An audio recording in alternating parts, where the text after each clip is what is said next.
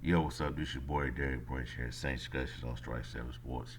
And today I just want to talk about the recent news concerning the New Orleans Saints, and that's the news of Marcus Davenport, defensive end, and wide receiver Michael Thomas both being placed on the PUP list, the PUP list, physically otherwise known as physically unable to perform list today on a Thursday.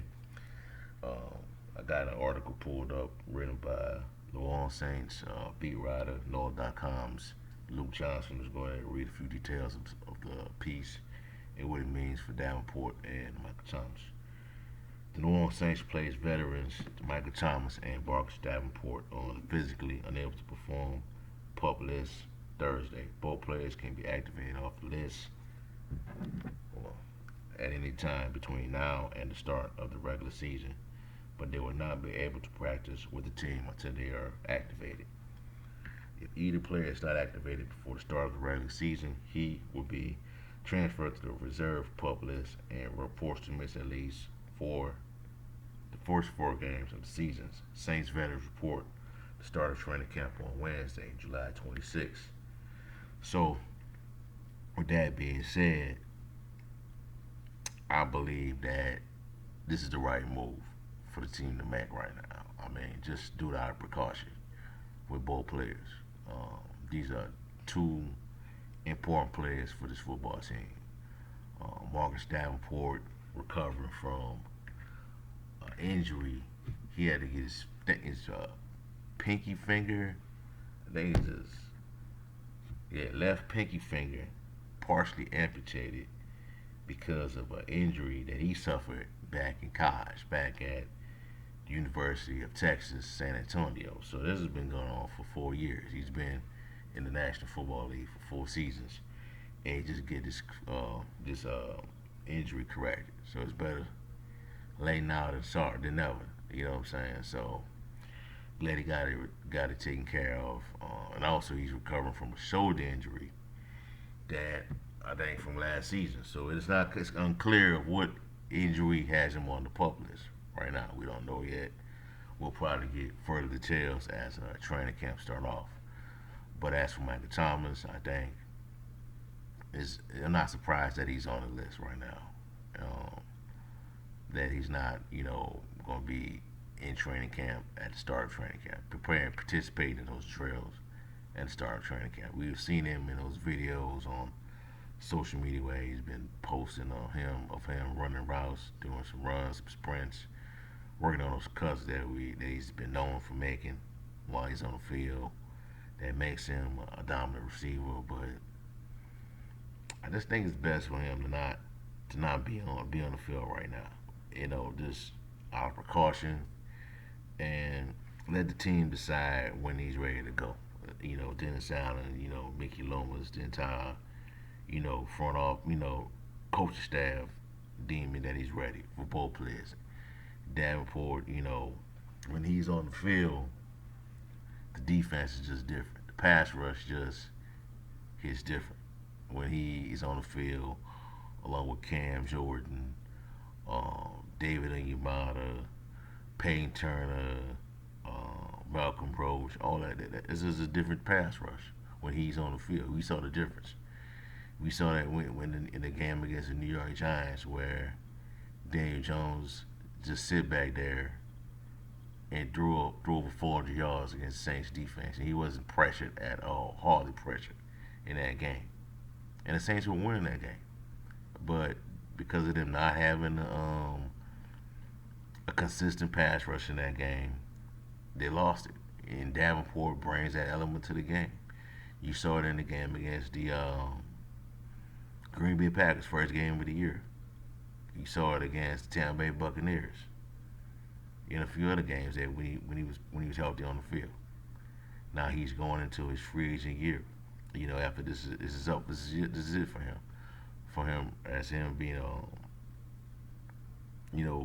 for the chances of him getting that big payday. We had a great year last season. He dealt with some injuries as well. I think it was a concern with it was the shoulder injury. The game against the Green Bay Packers, he left that game. By that time, Saints pretty much had it in the bag. But He left in that game. But the good thing is he was able to close the year out with 9 sacks, a career high for him, along with 16 QB hits. So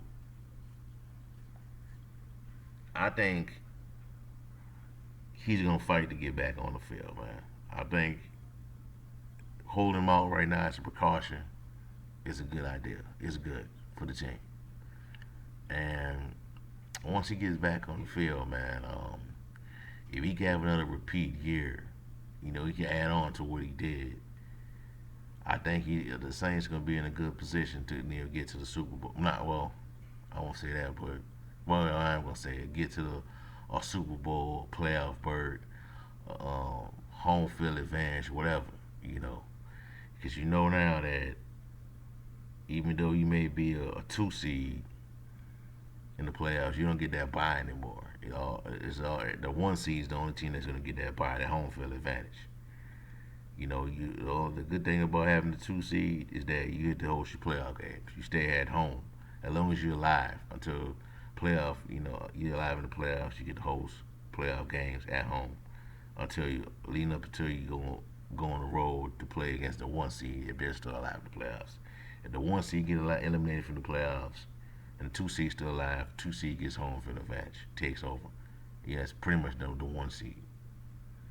So you have these guys on the field, man. That's the type of things you can have. That's the type of impact they can have on the team. A guy like Michael Thomas, who can play on the outside, on the inside as a wide receiver. That he's haven't worked with Jameis Winston yet. The chemistry between those two yet. I'm looking forward to seeing what that's going to be like. Now, so I'm not really concerned, and I think it's the right move to put him on the pup list. Now, I will say this: if it's mid August, and we still wondering where's Michael Thomas, why is he still being held out, then I have some concerns. But for right now, I'm not gonna really worry about that. Deal with that we'll cross that bridge when we get there. But right now, man, I'm not really concerned about or surprised that he's put on this list, on the pup list.